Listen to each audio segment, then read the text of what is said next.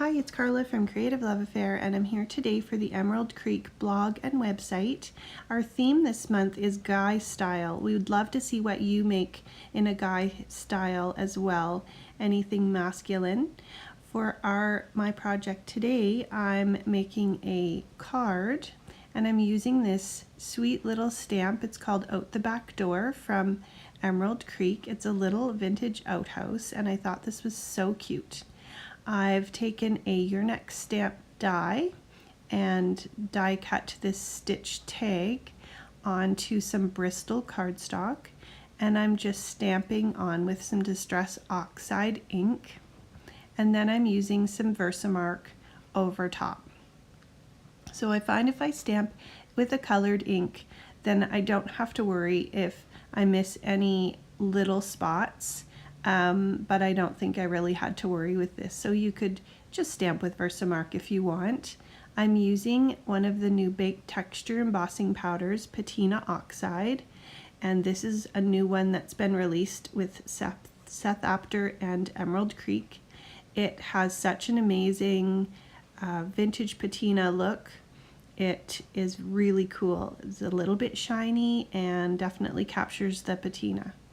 So I find the Bristol cardstock is great if you want to add a little bit of watercoloring. It really takes the watercoloring nicely without being too thick, and as long as you're not playing with it too much, it allows you to move those colors around a bit.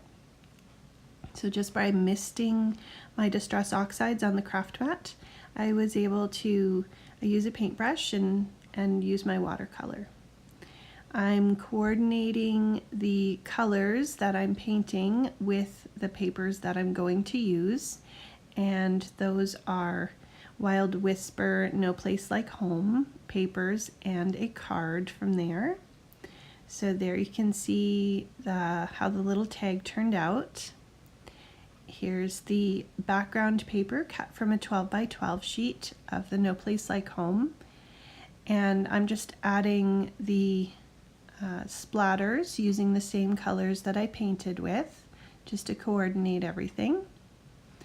And then I'll give that a little dry. I'm using a Tim Holtz stencil and adding some stenciled inking in here with my inks and some antique linen.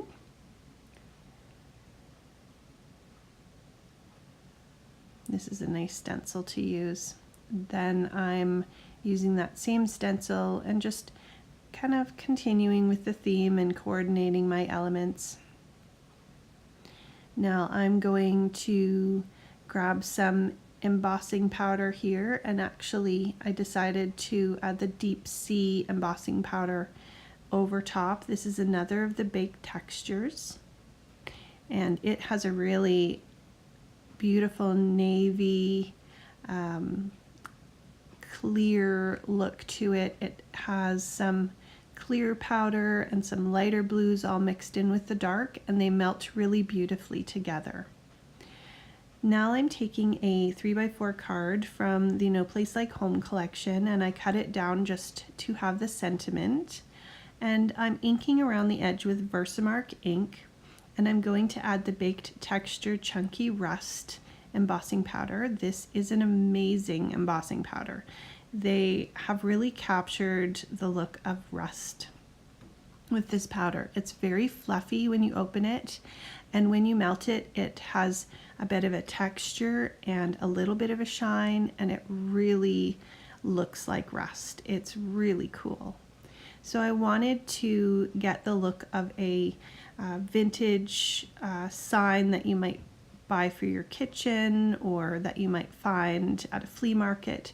So I used the vintage beeswax, which is another one in the Baked Texture line, and I coated the sign twice with the sentiment there with that vintage beeswax, and it adds just a really lovely clear layer over everything, and I really love the way it turned out. So now I'm keeping with the rusty edge theme, and I'm adding a little bit of this chunky rust to the edges of the other elements for my card. And just by using your Versamark pad and kind of layering on some of the embossing powder, you can get a really cool effect. Here you can see up close how neat that looks, and it looks like a rusted metal sign. Now I'm just melting this. It melts pretty quickly, and if you're worried about anything blowing off, you can melt from the bottom first. And there's how the tag and the border strip turned out. So I'm just going to glue the card base to the panel there. And I love this house collection. It's such a pretty collection, but totally works as a masculine card with these other colors and elements thrown in. So just layering everything on, using some foam tape to pop up the tag.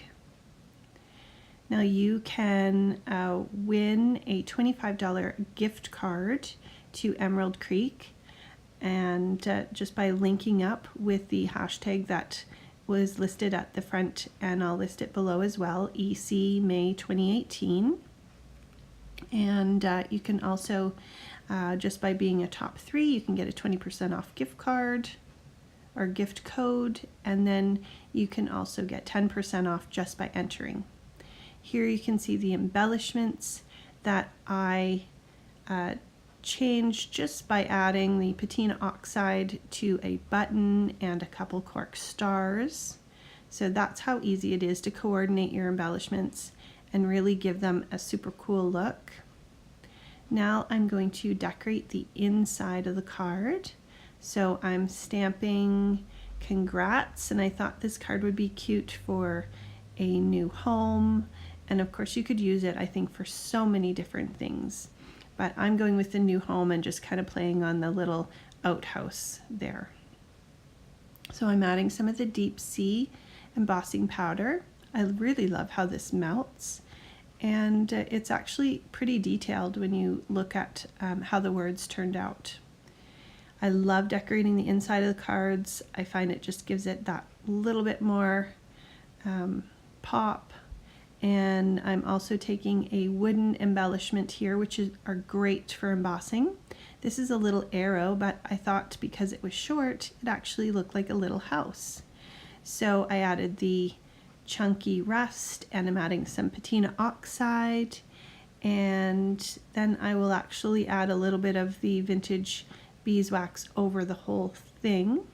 And I think you shouldn't be afraid to play around with, you know, your products that you have and your powders, and mix them and just see what happens and see what you like. So here I'm just adding that top layer of the vintage beeswax. It's just so nice for giving everything a really nice clean top coat. And I just glue in my inside elements, and I'm going to add in some glossy accents and add the Spiegelbaum Scraps sequins on top for a little bit of bling, but in the colors that match my color scheme, so it still is a masculine looking card. So love how this turned out. I love the rusty edges. I'll definitely be using this technique again. We would love to see what you come up with for a guy style masculine project.